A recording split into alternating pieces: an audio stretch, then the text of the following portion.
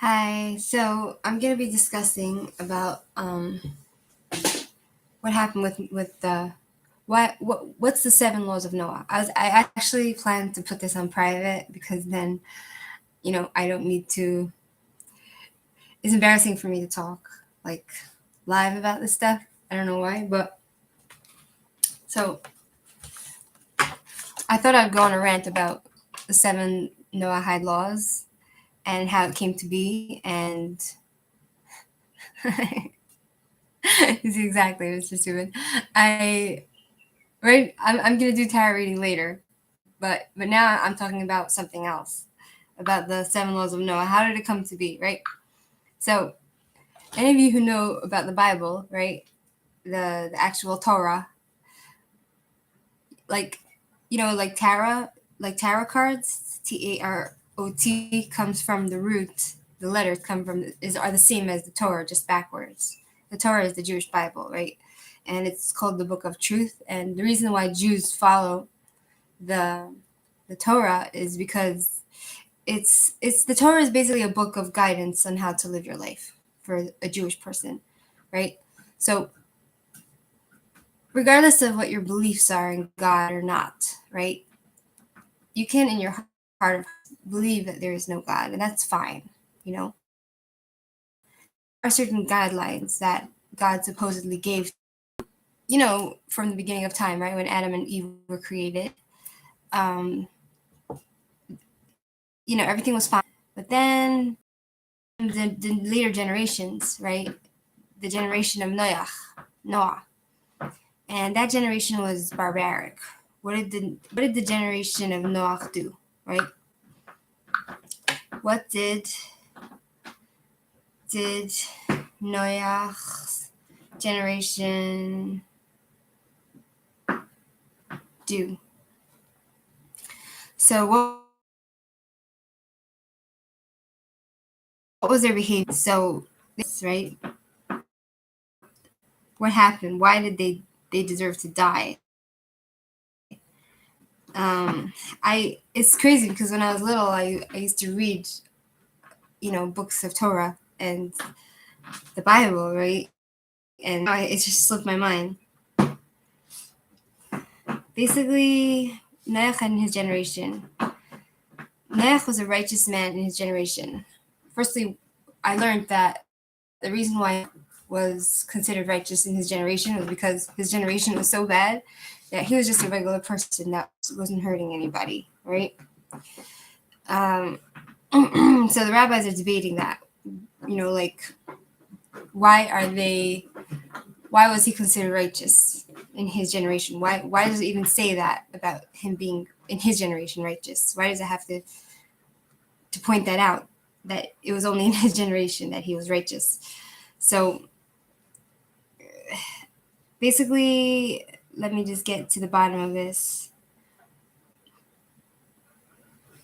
Okay, so basically the generation of Noach did terrible things. They would kill each other, they would hurt each other, they would have sex with their daughters, they would do very immoral things, right? So God came to Noach and said to him, he said, Noach, go and build a teva, which is the ark, Noah's ark, right? Go and build the teva. So, and when the people come and ask you, you need to go and tell everybody that they need to repent for their sins and change their ways, or God's going to bring on a great flood. So Noach was telling this to all the generation, all the people of his generation for many years. For 120 years, he was walking around building his teva, his ark. And he was telling them, if you don't change your ways, if you don't stop fucking your daughters and killing people and being sodomized, then you will die in a flood. So they had this generation had 120 years to change their ways. And as the story goes, suddenly it started to rain, right? And at first, and God said to Noach, okay, now it's time for you to go into the ark. because, you know, it's starting, the flood's starting, and if you don't go, you're going to die. So you need to go in. And Noach implored them. He said, please, people, change your ways, repent, or you will die from the flood. Floodgates from heaven are going to open up and drown you. And they didn't listen. And they laughed at him and they mocked him. And then the rainstorms got even harder and harder and harder. And the people still mocked him. And then there was hail and thundering. And suddenly the floodgates were opening and waters were rising. And the miracle about the story of Noach and the ark, Noah and his ark, was that right before the rains were coming into started to rain heavily, all the animals of the earth, every species of the earth of that time, came in pairs, female and male. They came in pairs to the ark by themselves on their own, and they came into the ark, and they settled in there, right? And the people are witnessing this, the people of the generation, but they weren't moved. They didn't care. They wanted to continue their evil ways. So, I wanted to give you specific, reasons why they deserve to be destroyed. Begged God. He said, "Please don't destroy them. Please don't destroy them." The world, it was marked by, they had the time of Noach. They had that generation had everything they needed. They had abundance. They didn't have famine. They had everything they wanted. They had a long lifespan, right? In those days, they could live 1,000 years or 100, 300 years, 400 years, right? But it didn't make them into better people. And unfortunately, they took advantage of their lifestyle. And with the exception of a few people in the time, the society was thieves. All the criminal behaviors that you can imagine, that's what they were doing. They were thieves. They were doing incest. They were worshiping idols, which is forbidden, even for non-Jews. And so God didn't like that, right? So Noach crafted the ark, and all the animals went in. And then what happened was, hi YouTube, what happened was all the animals, they went in the ark, and the floodgates of heaven started to rain really hard. And then when they saw that they're going to start drowning all the people of the generation, they started to come to the ark. Noach, he had to go into the ark because he would drown as well. But he went with his family into the ark with the animals, and the people of the generation, they came and they started to try to break down the ark. They wanted to come into the ark and be saved. But they had 120 years to change their ways and avoid the floods of the Mabul. It's called the Mabul, the Great Flood. And until the very last minute, they didn't change, so they didn't deserve to live. So what happened was that they started banging down the ark, but then a miracle happened, and lions came out of nowhere and wild animals, and they started to tear apart all the people that were trying to get onto the ark. And a lot of them died that way. But then the rain just went and higher and higher and higher, and the ark started to float because the water became like an ocean, and it was kept raining, and the water was boiling hot. So even the people that wanted to survive, that could have survived technically by holding on to a tree or something, they cooked because of the water's temperature. And Noach spent 365 days. It's 1 year and 11 days in the lunar calendar. And the way he knew that the flood was over was he had this, I think it was a raven or it was a dove, he would take the bird, and he would send it out of the ark. And if the bird came back with nothing, he would know, okay, the flood is still going. There's no land to land on. So he would. One day, he sent the bird out in his mouth, and he said, "Oh, okay. I think it's almost time that we can land our ark." And I think the ark, the ship, it landed on like a mountain or something, and then the bird flew away and never came back because it had where to go, right? So Noach knew after a year and 11 days, the flood was over. Okay, so after the flood and everything happened, right? Noach had only his family, his immediate family. He had a few sons, right? He had a few sons.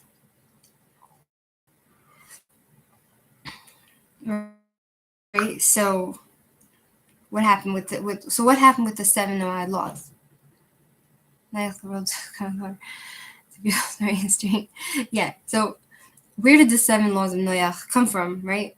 So the question is, how many sons did Noach, right? And who did they procreate with, right? So the sons of Noach was Shem, Ham, and Yafes. So they had wives, right? But the problem with them is that they had some serious issues. One of the sons had a serious issue. Okay, his name was Ham. What did Ham do? You guys want to know what Ham did? He did something very terrible. Basically, what did Ham do? I need to tell you. I'm gonna read it because if I tell it to you in my own words, it's not gonna sound good. What did Ham do to his father? You wanna know what he did to his father? Hi, still Sabia. Okay, Ham. According to the legend preserved in the Babylonian Talmud, this is the Talmud. It's the Gemara where the rabbis wrote it and they learned it, and they had like divine prophecy where they were and understand God's word and write it down for us to learn orally, from them to us. So according to the legend of the Talmud, God cursed Ham, the son of Noach. Why? What happened? What did he do to get cursed? And what was the curse? Right? So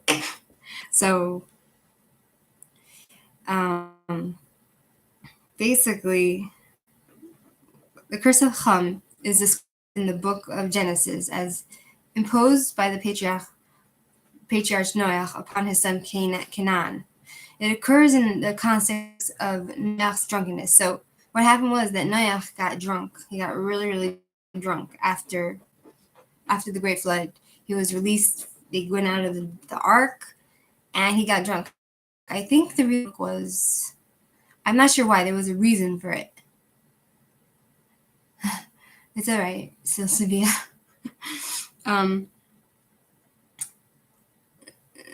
So what happened? I'm trying to find here's the text of the Torah. This is the text of the Bible, the actual Bible, okay? To be a husbandman, and he planted a vineyard. Okay, so Noach wanted to plant some stuff. So he planted a vineyard.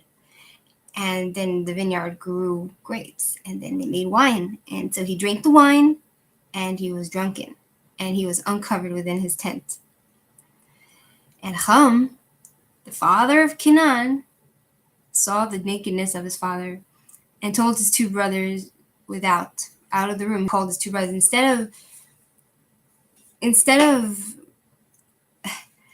of Ham going and covering his father, he called his brothers to come and check out his naked father.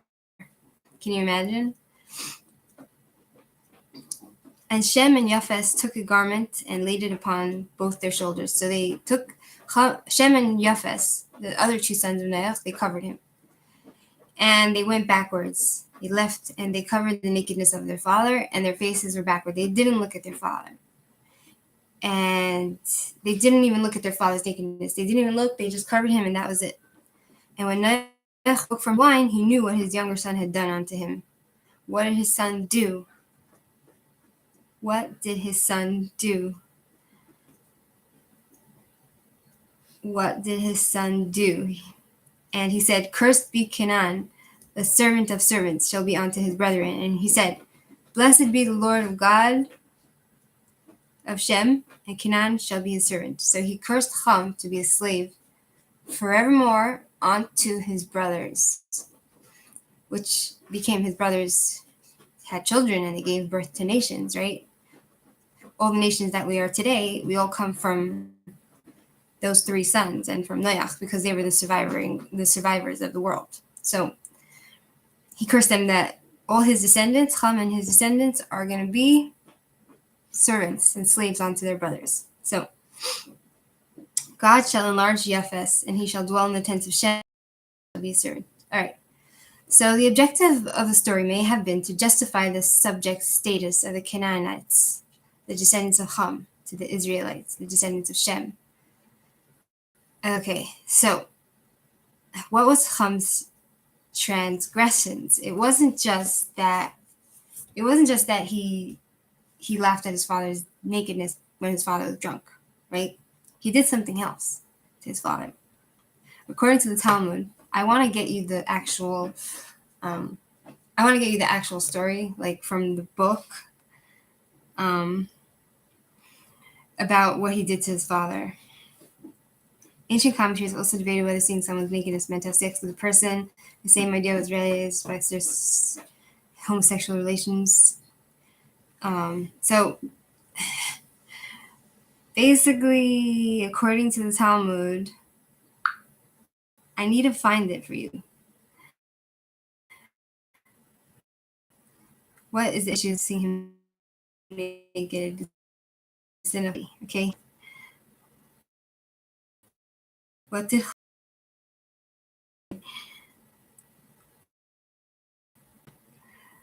Okay. So either there's two opinions, either or both. Either he raped his father, he had homosexual relationships with his father, and he castrated his father, because according to what I read in the Talmud, in the Gemara, in the scriptures, it says that Ham was very jealous. He was afraid his father would have more babies and more sons, because Noach wanted to have another child to look after him when he was old, according to the Talmud. So Noach wanted to have a baby. He did an inappropriate sexual act. Many interpretations have argued that his narrative is about Ham's sexual misconduct. He sees uncover the naked of someone's sexual intercourse. So he did some really bad thing. He also tried to have relations with his father's wife. Ham violated Noach's wife. Still, others have argued that Ham castrated his father. He did a lot of bad things. He did three things.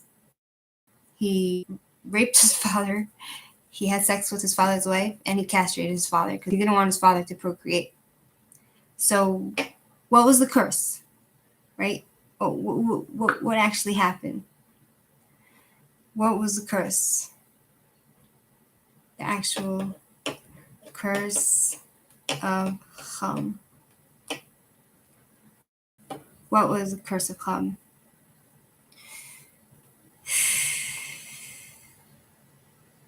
According to the Talmud. You guys can put this on, like, if you're watching after, you can put it on double speed, so you don't need to, like, watch it in slow motion. Okay, for.com.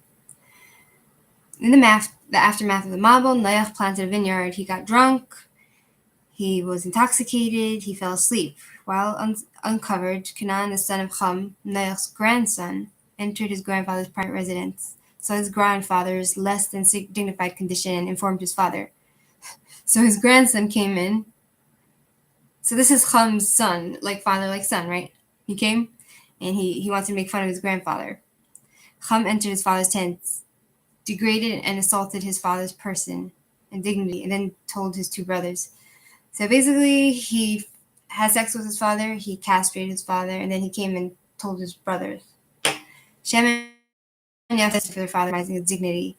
Upon awakening from his sleep, Noach knew what his youngest son Ham had done to him. He gathered his 3 sons. He blessed Shem and Yafes and cursed Ham and Canaan. Canaan was the son he was the son of Ham. Shem was blessed with becoming the progenitor of the Jewish people. So the Jewish people come from Noach's son Shem, and Yafes was granted the gifts of aesthetics, design, and architecture. So I feel like that's like the Europeans are from Yafes, like Esav. No, Esav, not Esav. The Europeans are from the son of Noach, his name is Yafes. Yafes was granted the architecture and all the fancy stuff. And Ham and Canaan, Ham was the 3rd son. They were cursed with being slaves unto their brothers. So what was Ham's sin? Why was Canaan so prominently implicated in his father's doing? Whatever Ham had done to Noach was Ham's decision and responsibility, not Canaan's. Canaan had only provided the information. So basically, Canaan went and told his father about his grandfather being naked instead of just covering him. And so Ham came and assaulted his father and castrated him. So there's different commentaries. Like when you learn the Torah, right? The Bible, there's like, I learned from when I was young, going to school, we learned Chumash, which is the Pentateuch, the Bible. You learn that you can't, as a Jew, you can't have one thing without the other. You can't learn the Bible without the commentary. You can't have the Torah without the oral Torah, which is the commentary of the rabbis and the old sages of old times, right? So,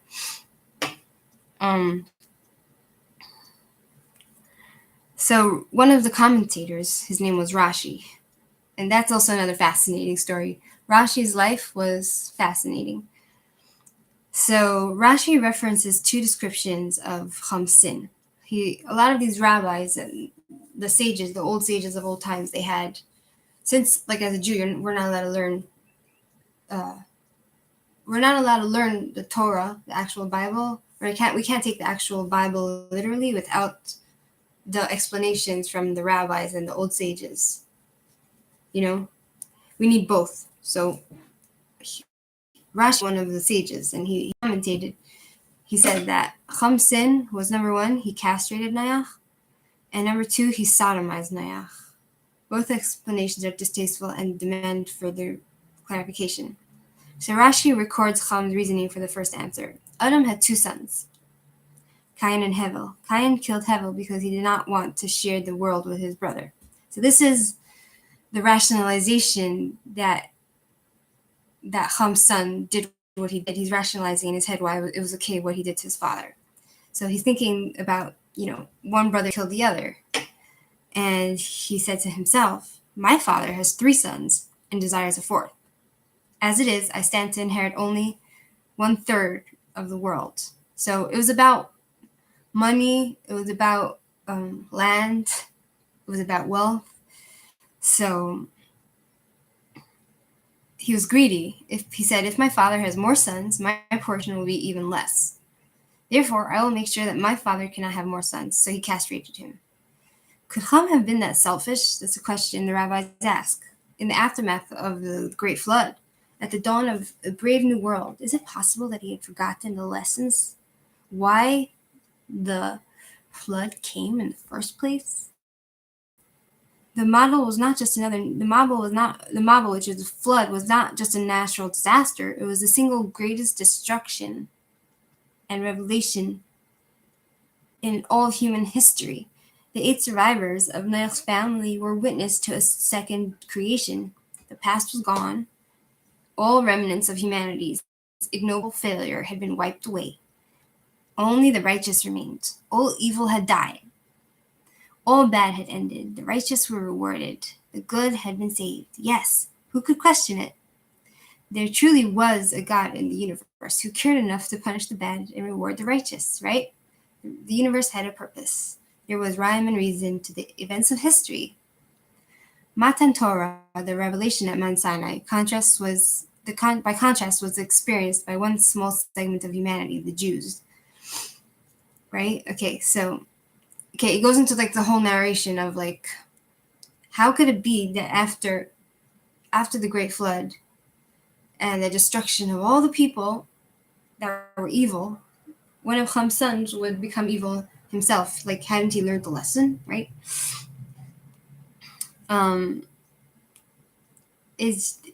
So this article explains that even though that just goes to show the human egocentric humanity and desire and the ego of the human take over any rational thought, right? All the other survivors, basically, they were also not supposed to.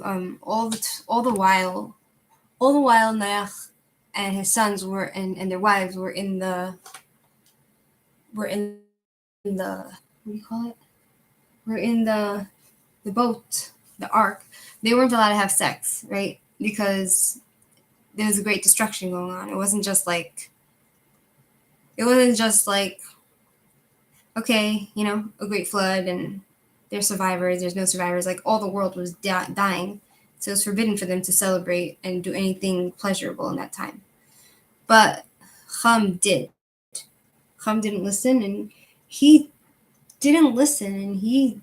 had sex with his wife. So, hi Carlos. I'll do a tower readings later. Now I'm doing something else. So,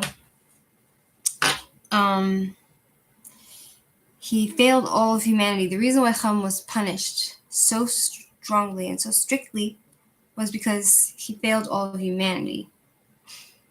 He was together with his wife. He was a loser from the beginning. Humanity would not emerge pure and pristine from the cataclysmic destruction of the past. In order to deal with his own failure and the inevitability that his failure would be exposed with the birth of Canaan, Ham had to rationalize and convert his failure into philosophy. So everything he did was just like, he was just rationalizing all the evil in his mind to say that it was okay what he did. As another species of animal, the human had to remain apart and distinct, but nothing else. Beyond that, they had no other nobler responsibility or purpose. So all they had to do was just not touch each other, husband and wife, and just be good people. But Ham failed. So Ham went so far as to justify his behavior on the Teva, on the ark. Not only had he not sinned, he had done what was guaranteed a head start for his own species. So he thought, even though like he was forbidden to have sex with his wife, he thought that, oh, okay, it's good that I had sex with my wife. He went against the rules and he had sex. He said, I'm getting a head start. I'm going to have babies before my brothers. And he had baby. He had Canaan, right? So Shem, Ham, and Yafis and their wives were survivors of the pleasure. Okay, so Noach's desire. My connection is unstable.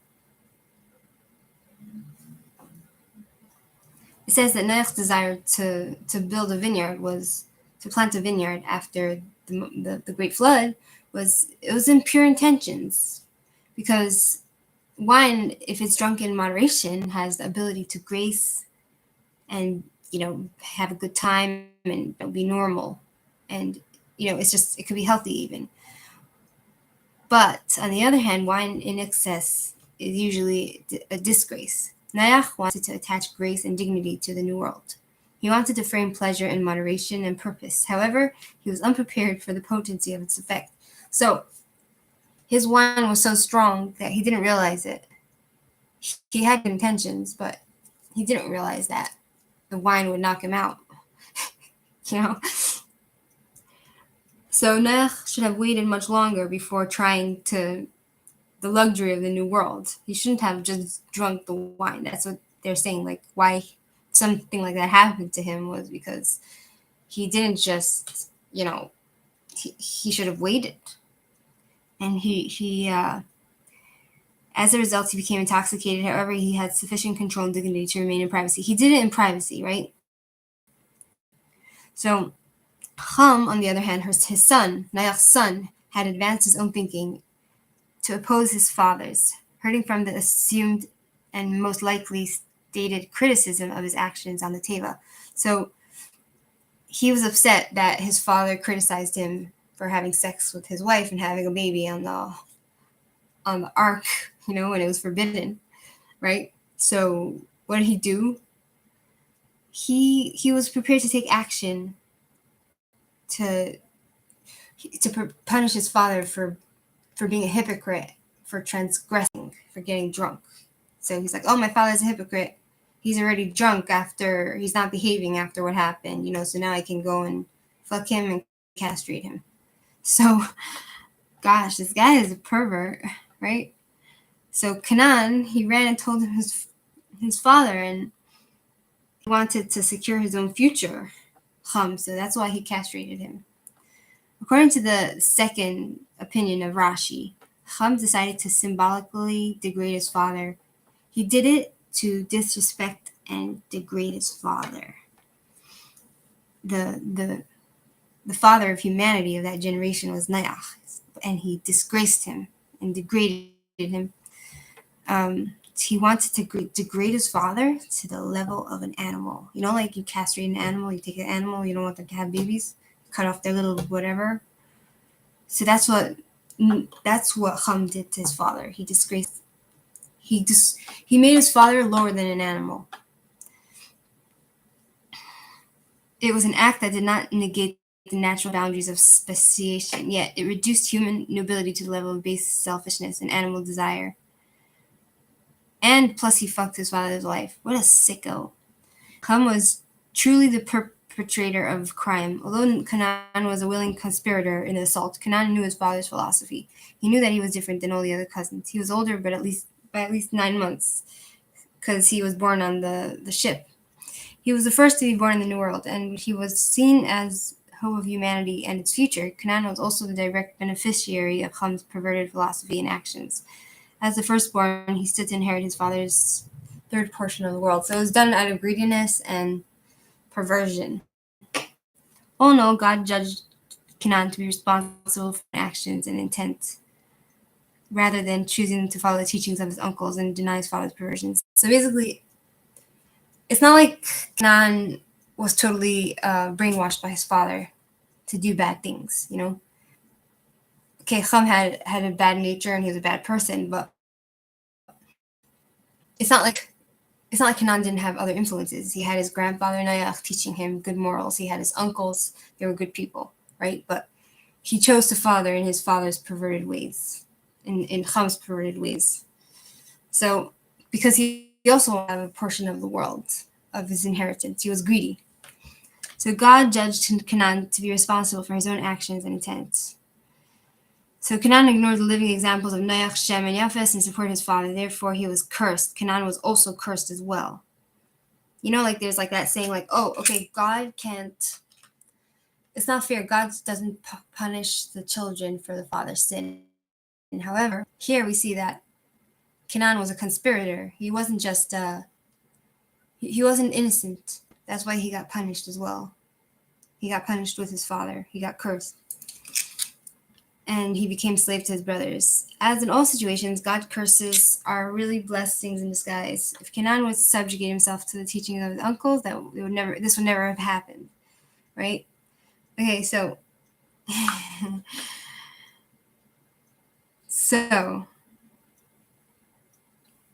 who is Ham?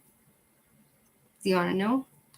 In this generation, in today's generation, okay, we know Europeans come from Japheth, from Noach's son, Japheth, Europeans. Jews and Muslims, not Muslims, like some Middle Easterners and Jews come from Shem, the son of Shem, right? Semites, that's why Jews are called Semites. And then we have Chum. So who is Chum? Who is Chum? Right? Now, a lot of people will disagree with this, but according to some midrashim, to some commentaries, 1 second, let me find it.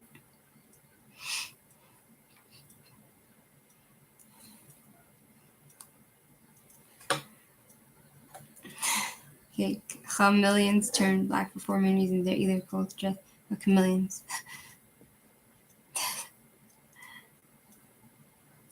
Here was black.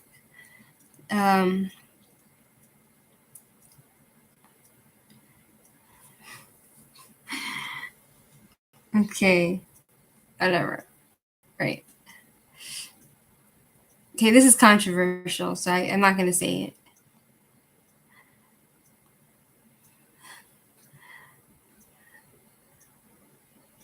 So, all right. I'm not going to say this because I don't have the source. You know? I don't have a source to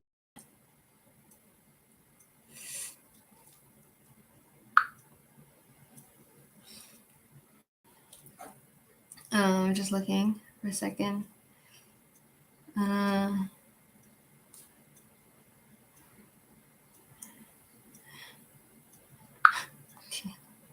Okay, I'm not going to say anything because I don't have the facts. Okay, so now what happened after? When was the 7 laws of Noah given? Of Noah given. All right, so now we're getting to the punchline. Now we're getting to the real reason I'm here to talk about. So, 7 laws of Noah. The 7 noahide laws are rules that all of us must keep, regardless of who we are or from where we come from. Without these 7 things, it would be impossible for humanity to live together in harmony. So whether you believe in God or not, you must keep these laws because, first of all, they make sense. And second of all, you can't live with humanity in harmony if you don't have these laws, But it's best that you believe in God, in a higher power, because it'll be easier for you to keep these laws.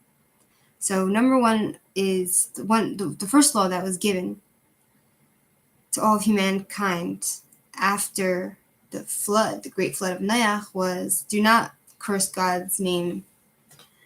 Acknowledge that there is a single God. You're not allowed to deny the existence of one God who cares about what we are doing and desires that we take care of his world. So basically, I guess basically, God put us, one of the purposes of him creating this world and creating us is to put us here to take care of the world, right? Number 2, do not curse your creator. No matter how angry you may be, you're not allowed to verbally curse him. Number 3, do not murder. The value of human life cannot be measured. To destroy a single human life is like to destroy the entire world. Because for that person, the world has ceased to exist. It follows that by sustaining a single human life, by actually saving a human life, it's as if you have saved the whole entire universe. Number 4, do not eat a limb off of a living animal. We have to respect life of God's creatures. As intelligent beings, we have duty not to cause undue pain to other creatures. So because we are the intelligent force of the world, we have a duty not to cause pain unto other animals. In many cultures, it's normal to take an animal and cause it suffering and eat it while it's still alive, and that is forbidden. So, when I was a little kid, I would read the Torah, I would read the Bible, I would learn it. I learned the Chumash and the Pentateuch, I learned the Talmud, I'd read all the stories and everything. And I learned that the Jews were given 613 commandments at Mount Sinai to keep, right? It's like commandments that, it's like guidelines for a Jewish person to live their daily life. And we have to keep 613 commandments to do's and don'ts, right? And I heard, like, I was, we were shelters as children, we were brought up religious, and I would hear all these horror stories about like all these people in the world doing crazy things and mean things, and they don't want to keep the 7 laws of Noach, and I would think to myself, like, what do they have against it? Like, why? What do they have against? It's just 7 laws. Like, Jews have to keep 613 plus other instructions on how to keep it and everything else and to do it right. But non-Jews are given just 7 laws to keep. Very simple. And they can't even do that. And that blew my mind till this day. You know what I mean? So, number 5 is do not steal. That is human being. You're not allowed to take that which doesn't belong to you. Whatever benefits you receive in this world, make sure that none of them are at the unfair expense of somebody else. Do not take something else from someone else. Do not include human beings. Anyone who does like sex trafficking or any of that stuff, basically, they're going to hell, or they're just considered bad people because you're not allowed. It's forbidden. It's one of the things that get you cut off from God. Number 6 is harness the channel of the human libido. Incest, adultery, rape, and homosexual relationships are forbidden. Okay, so I feel like God made it in such a way that this law of homosexuality, he made it so difficult for so many people to follow because he gave the desire. It's not like they have, like, who am I to argue? But there are people that have this desire, just like most people are attracted to women, and like men and women, they're attracted to the opposite gender. But some people are not, right? And it's not something they can help. So,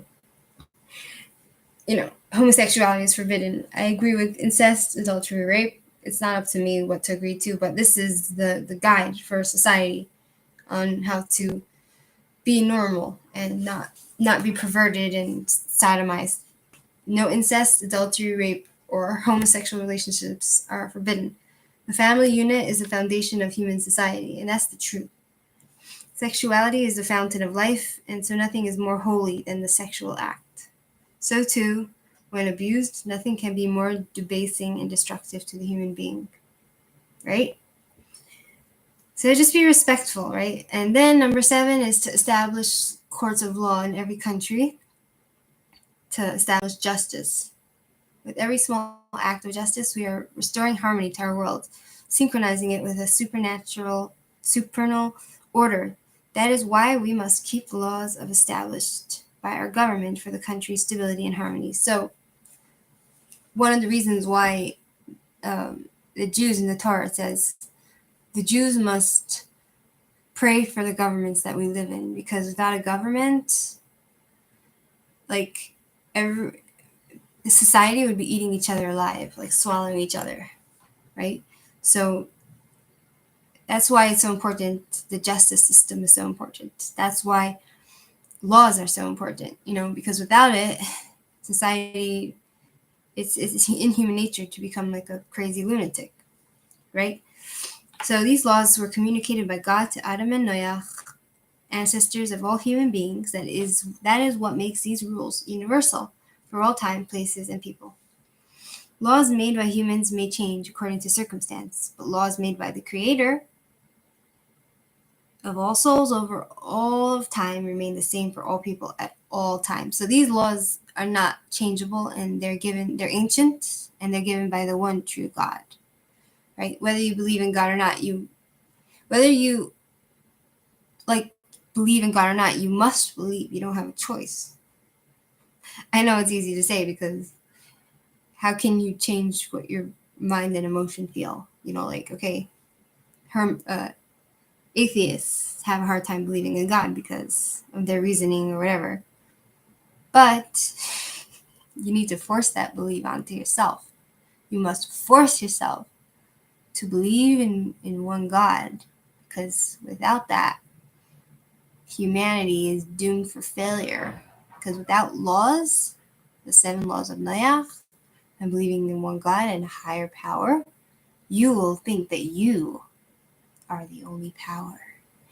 Anyway, if we would fulfill these laws just because they make sense to us, then we would change them. So basically, we can't do them because they make sense. Humanity needs to follow these laws just because God said, and that's the only reason. But they do make sense. These laws do make sense. We be our own God, exactly. If we change them according to our convenience, we would be our own God. But when we understand that the laws are of a supreme God, we understand that they cannot be changed, just as he does not change.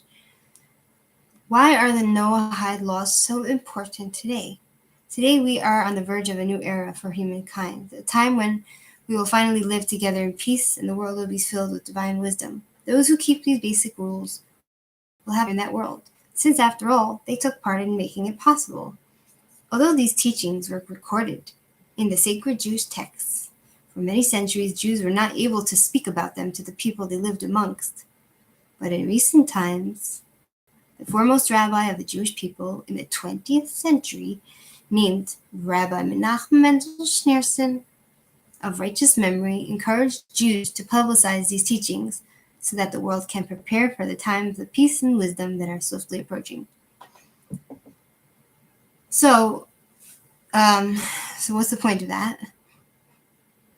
It's written in the Bible. Basically the 7 laws of Noah are from the Bible, right? It's included in the Bible, and it's meant for all of humankind. It's like the 10 Commandments. So it's our duty to spread this to all of humankind so that the world can become a better place. So why are they called the Noahide laws? These are called the Noahide laws because they are the heritage of humanity from our oldest ancestors. Since all humanity are descendants of Noah, who survived the Great Flood, all people today are Noahides. Jewish tradition tells us that 6 of these laws were given to the first human beings, Adam. The 7th law, the prohibition against eating the limb of a living animal, was given to Noah when humankind was permitted to consume meat. So before, people couldn't eat meat, or they didn't need to eat meat. But after the Great Flood, people were given the permission to eat animals. So the reason why the 7th law was added was because we are not allowed to cause suffering to an animal. We have to be careful. When we kill it, it has to be in a humane way. These 7 principles are general ones. Many other teachings, all intuitive to the upright human mind branch out of these. These include the practice of charity and acts of kindness. Who keeps the Noahide laws? Nobody needs to convert to nobody needs to convert to any religion. You don't need to be Christian to be a good person. You just need to keep the 7 laws of Noah. You don't need to be Muslim to be a good person. You don't need to be Jewish to be a good person. You don't need to be Buddha to be a good person. You don't need to be part of any religion. The only thing you need to do is to keep the 7 laws of Noah. And then you are promised a place in the world to come, regardless of your race, your nationality, your country, anything. Right? Because they're wise and good laws. So I have an issue when it comes to certain people. Like Muslims, for example. They have their own morals. yes, they believe in one true God, right? But their God is one God, but they believe in a different kind of one God. Like certain things are permitted for them. Like, for example, they, according to their tradition, they can do honor killings, they can do murder. Murder is not prohibited, right? So that's a problem. Like that's why Muslims maybe because they have their own moral, like you could do honor killings, honor before anything, honor before human life. Then you have the Christians, right? What do the Christians say? Whatever. I don't know much about them, but I do have a problem with some religions because they don't think murder is a bad thing. They think murder is justified. It's not immoral for them to take another human life. That's why I think that whether you believe in God or not, you need to force yourself to believe that there is one creator in order to bring peace onto humankind, peace onto everyone. Because without it, people will eat each other alive.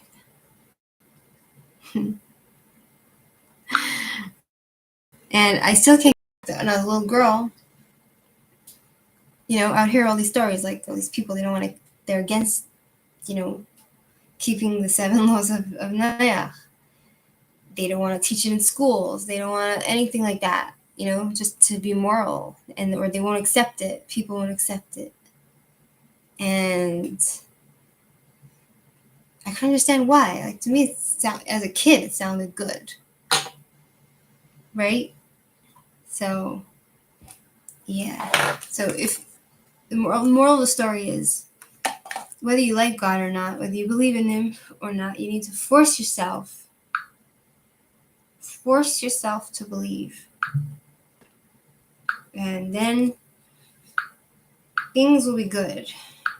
Humankind will be better if you force yourself to be good.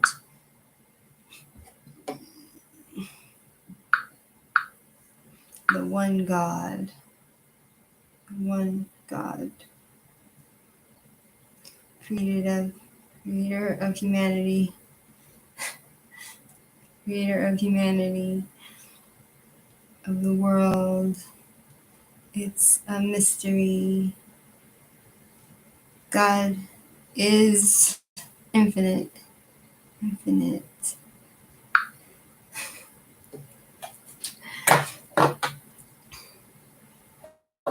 Anyway, so yeah, that's the story of the 7 noahide laws I thought I should share because I think it's very important. Even if you're mad at God or you don't like God or whatever, force yourself. It's like my father would say, force yourself to relax, Yeah. Okay. Take care. Bye-bye. Next time I'll do tarot readings, maybe in an hour or something. How do I end this thing?